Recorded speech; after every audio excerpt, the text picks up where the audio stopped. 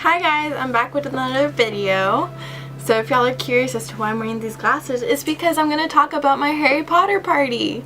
So I asked everyone in the last video if y'all were interested in watching my Harry Potter vlog for my Harry Potter party, and someone said yes. So I figured I'd throw this video up together and show y'all what we did. So let's get started.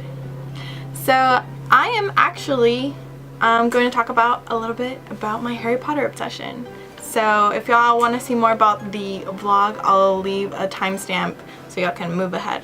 But starting off, I am a Slytherin. This is why I'm wearing my green cape. I know I have my Harry Potter glasses on, but I am a full-blown Slytherin. I took the Pottermore test when I was young, and I was placed in Gryffindor.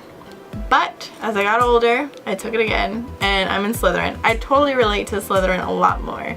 Let me know what house you're in the comments down below. So Harry Potter is my whole life. I grew up with it. It's my childhood. I'm obsessed with it, and that's why I decided to throw myself a Harry Potter party, because why not? So let's talk about the party. So starting off, beginning with the entrance. I wanted to create this kind of magical world when my guests would walk in, as to, you're walking into the Harry Potter world. So what better thing to do than making a platform 9 3/4 brick wall that you have to walk through to get to the party. So what we made was, we got a very long piece of paper that was as long as the doorway, to create that illusion that you're walking through the platform. So we pretty much made that using sponges, red and brown acrylic paint, and we just went to town and stamped them on the paper. So you can make these bricks as long or as short as you want. I wanted them a bit longer than the actual sponge, so we just made it a sponge and a half is what we did, and it looked just like a brick wall. I loved it. I still have it, and I thought it was a great little addition to when you walked in. So what we did for the guests to walk through the brick wall was we just cut it in half, and people can walk right through. So once you walk through, you can see above you are the floating candles that are in the Great Hall in the Harry Potter movies.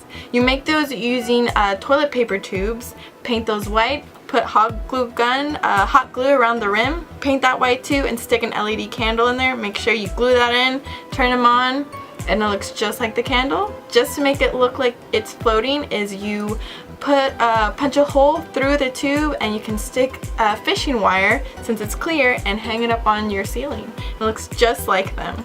After that, you can see that we made some some pixies that are caught in the jar from Chamber of Secrets. So what you do is you get a mason jar, tissue paper, a cutout of a pixie, and you stick it in the jar, put an LED candle in it, and it looks like you caught yourself a pixie. My friend Lisette made those, so shout out to her for making those. They look great. Moving on, my sister made the Mandrake babies in a pot from Chamber of Secrets, and essentially what you get is a baby, a plastic baby obviously, and painted green. Stick some moss in there, kind of hide the human figures on it, make it as ugly as you can, because I'm sorry, but the mandrakes are not cute. Stick it in a pot and they just look like them. Moving on, there's a little setup that we did for pictures, and we put a trunk to imitate Harry's trunk. We got a Gryffindor scarf over here, put some books over it, some wands, and people just took pictures in front of it. Above their heads was floating witch hats, which I have those honestly all the time. I buy them at the dollar store. You can just, again, stick the invisible wire through it, and they look like they're floating. So that's how magic happens. And essentially that's pretty much all of the decorations that we made.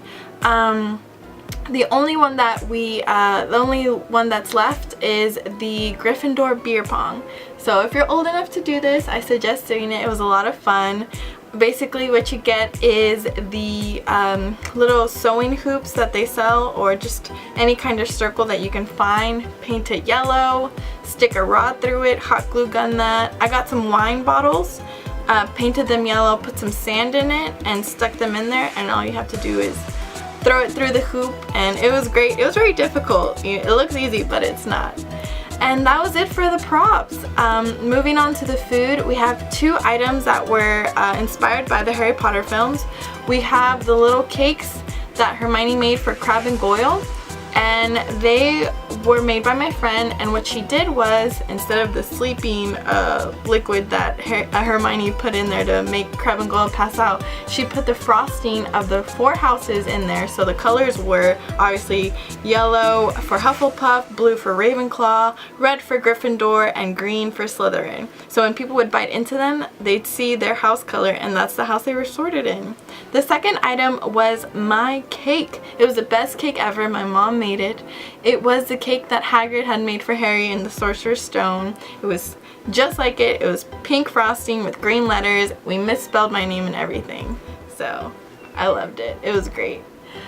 So yeah, that's pretty much it for this Harry Potter video. I hope you enjoyed. I hope y'all let me know which houses y'all are sorted in the comments down below. So thanks for watching. Bye. Expecto